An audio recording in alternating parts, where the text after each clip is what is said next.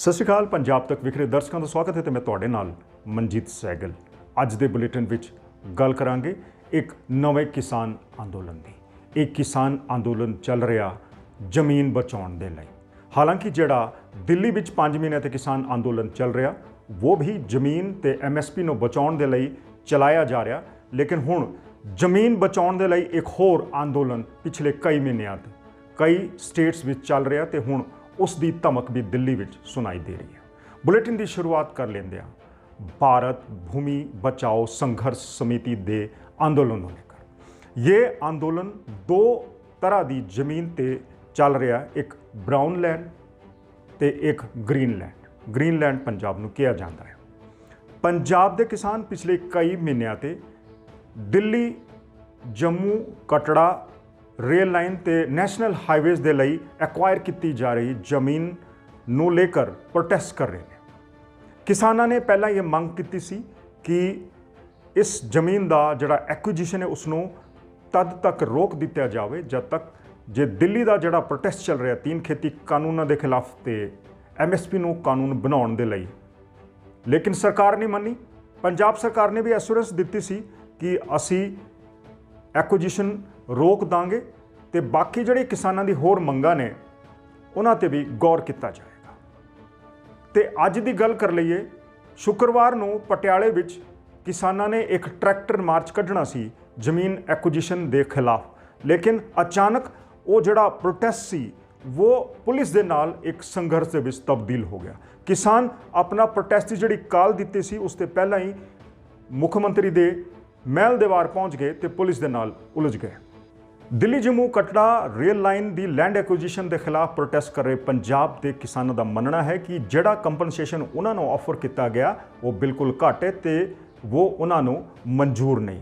ਉਹਨਾਂ ਨੂੰ ਇਸ ਵੇਲੇ 50 ਲੱਖ ਰੁਪਏ ਪ੍ਰਤੀ ਏਕੜ ਦੇ ਹਿਸਾਬ ਦੇ ਨਾਲ ਕੰਪਨਸੇਸ਼ਨ ਆਫਰ ਕੀਤਾ ਗਿਆ ਤੇ ਕਿਸਾਨ 1.5 ਕਰੋੜ ਪ੍ਰਤੀ ਏਕੜ ਦੀ ਜਿਹੜੀ ਮੰਗ ਹੈ ਉਹ ਕਰ ਰਹੇ ਨੇ। ਕਿਸਾਨਾਂ ਦਾ ਮੰਨਣਾ ਹੈ ਕਿ ਜ਼ਮੀਨਾਂ ਦੇ ਭਾਅ ਬਹੁਤ ਵਧੇ ਹੋਏ ਨੇ ਤੇ ਉਹਨਾਂ ਨੂੰ ਜਿਹੜਾ ਕੰਪਨਸੇਸ਼ਨ ਹੈ ਉਹ ਪ੍ਰੈਜ਼ੈਂਟ ਮਾਰਕੀਟ ਰੇਟ ਦੇ ਹਿਸਾਬ ਤੇ ਦਿੱਤਾ ਜਾਣਾ ਚਾਹੀਦਾ, ਨਾ ਕਿ ਮਨਮਰਜ਼ੀ ਦੇ ਨਾਲ। ਨਾਲੇ ਕਿਸਾਨਾਂ ਨੇ ਹੋਰ ਵੀ ਪਰੇਸ਼ਾਨੀਆਂ ਸਾਹਮਣੇ ਰੱਖੀਆਂ ਸੀ। ਇੱਕ ਪਰੇਸ਼ਾਨੀ ਉਹਨਾਂ ਦੀ ਇਹ ਸੀ ਕਿ ਜੇ ਰੇਲ ਲਾਈਨ ਦੇ ਲਈ ਉਹ ਆਪਣੀ ਜ਼ਮੀਨ ਦੇ ਦਿੰਦੇ ਨੇ ਤੇ ਉਹਨਾਂ ਦੀ ਜਿਹੜੀ ਜ਼ਮੀਨ ਹੈ ਉਹ 2 ਹਿੱਸਿਆਂ ਵਿੱਚ ਵੱਟ ਜਾਏਗੀ ਤੇ ਉਹਨਾਂ ਨੂੰ ਦੂਜੇ ਹਿੱਸੇ ਨੂੰ ਮੈਨੇਜ ਕਰਨਾ ਮੁਸ਼ਕਿਲ ਚੱਲ ਜਾਏਗਾ। ਉਹਨਾਂ ਦਾ ਅਗਲਾ ਭਵਿੱਖ ਕੀ ਹੋਏਗਾ ਜੇ ਕੰਪਨਸੇਸ਼ਨ ਘਟ ਰਿਹਾ ਤੇ ਉਹ ਆਪਣੀ ਜ਼ਮੀਨ ਨੂੰ ਕਿਸੇ ਵੀ ਸੂਰਤ ਤੇ ਐਕਵਾਇਰ ਨਹੀਂ ਹੋਣ ਦਾਂਗੇ।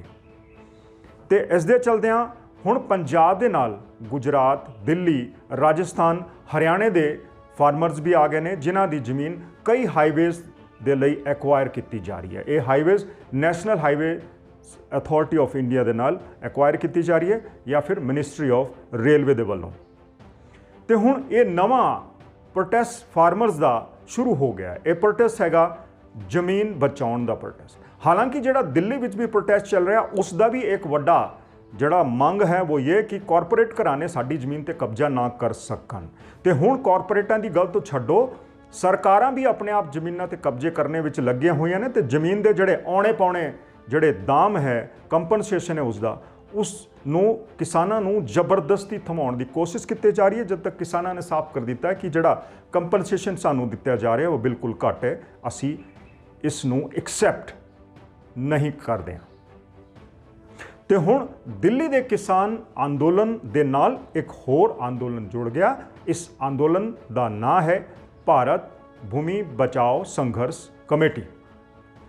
ਇਸ ਅੰਦੋਲਨ ਵਿੱਚ ਪਹਿਲਾਂ ਹੀ 5 ਸਟੇਟਸ ਦੇ ਫਾਰਮਰਸ ਜੁੜੇ ਹੋਏ ਨੇ ਤੇ ਹੁਣ ਦਿੱਲੀ ਦੇ ਟਿਕਰੀ ਬਾਰਡਰ ਤੇ ਵੀ ਕਈ ਵਾਰ ਪ੍ਰੋਟੈਸਟ ਹੋ ਰਹੇ ਨੇ ਤੇ ਅੱਜ ਇਹ ਜਿਹੜਾ ਪ੍ਰੋਟੈਸਟ ਹੈ ਪਟਿਆਲੇ ਵਿੱਚ ਆਰਗੇਨਾਈਜ਼ ਕੀਤਾ ਗਿਆ। ਪਟਿਆਲੇ ਵਿੱਚ ਪੰਜਾਬ ਦੇ ਕਈ ਡਿਸਟ੍ਰਿਕਟਸ ਦੇ ਜਿਹੜੇ ਕਿਸਾਨ ਨੇ ਉਹ ਕਈ ਮਹੀਨਿਆਂ ਤੋਂ ਪ੍ਰੋਟੈਸਟ ਕਰ ਰਹੇ ਨੇ ਤੇ ਇਸ ਪ੍ਰੋਟੈਸਟ ਨੂੰ ਲੈ ਕੇ ਪੰਜਾਬ ਸਰਕਾਰ ਨੇ ਉਹਨਾਂ ਨੂੰ ਐਸ਼ੋਰੈਂਸ ਦਿੱਤੀ ਸੀ, ਆਸ਼ਵਾਸਨ ਦਿੱਤਾ ਸੀ, ਭਰੋਸਾ ਦਿਲਾਇਆ ਸੀ ਕਿ ਅਸੀਂ ਤੁਹਾਡਾ ਕੰਪਨਸੇਸ਼ਨ ਦਾ ਅਮਾਉਂਟ ਵਧਾਉਣ ਵਿੱਚ ਤੁਹਾਡੀ ਮਦਦ ਕਰਾਂਗੇ, ਸੈਂਟਰ ਗਵਰਨਮੈਂਟ ਦੇ ਨਾਲ ਗੱਲਬਾਤ ਕਰਾਂਗੇ। ਲੇਕਿਨ ਪੰਜਾਬ ਸਰਕਾਰ ਵੀ ਕਿਸਾਨਾਂ ਦੀ ਮੰਗ ਤੇ ਸੁੱਤੀ ਹੋਈ ਹੈ, ਤਾਂ ਹੀ ਕਿਸਾਨਾਂ ਨੂੰ ਅੱਜ ਇਹ ਪ੍ਰੋਟੈਸਟ ਕਰਨਾ ਪਿਆ। ਸੰਯੁਕਤ ਕਿਸਾਨ ਮੋਰਚੇ ਨੇ ਬਹੁਤ ਵਧੀਆ ਕੀਤਾ ਹੈ ਜੇ ਕਿਸੇ ਵੀ ਪੋਲੀਟੀਕਲ ਪਾਰਟੀ ਨੂੰ ਆਪਣੇ ਜਿਹੜੇ ਸਟੇਜ ਨੇ ਉਸ ਦੇ ਵਿੱਚ ਜਗ੍ਹਾ ਨਹੀਂ ਦਿੱਤੀ। ਜਗ੍ਹਾ ਨਾ ਦੇਣ ਦਾ ਕਾਰਨ ਇਹ ਸੀ ਕਿ ਜਿੰਨੀਆਂ ਵੀ ਪੋਲੀਟੀਕਲ ਪਾਰਟੀਆਂ ਸਨ, ਭਾਵੇਂ वो भारतीय जनता पार्टी होवे, कांग्रेस होवे, शिरोमणी अकाली दल होवे या फिर आम आदमी पार्टी होवे, सारे एक ही थैली दे ਚੱਟੇ ਬੱਟੇ ਹਨ। किसानों का कोई भी हिमायती नहीं, क्योंकि जिस दी भी सरकार आती है वो अपनी अपनी बोली बोलता तो से किसानों को भुल जाता है। कांग्रेस भी पंजाब विच इसलिए हुण थोड़ी जी तरजीह दे रही सी क्योंकि दिल्ली विच भाजपा की सरकार है। जो दिल्ली विच कांग्रेस की सरकार होंदी तां कदे कांग्रेस किसानों की हिमायत करदी, कदे भी ना करदी। ते हुण जिहड़ी पॉलिटिकल पार्टीज़ ने वो एक्सपोज हो गया ने ते किसानों का भरोसा उन्हां ते उठ गया है। इहो ही गल है कि इन्हां पार्टियां ने बड़ी ते बड़ी कोशिश करने के बाद भी हुण अपने आप को किनारा कर लिया, क्योंकि किसान जथेबंदियां ने, संयुक्त किसान मोर्चे ने इन्हां नूं भाव नहीं दिता, इन्हां नूं नेड़ नहीं आउण दिता ते उन्हां नूं स्टेज भी शेयर नहीं करने दिता।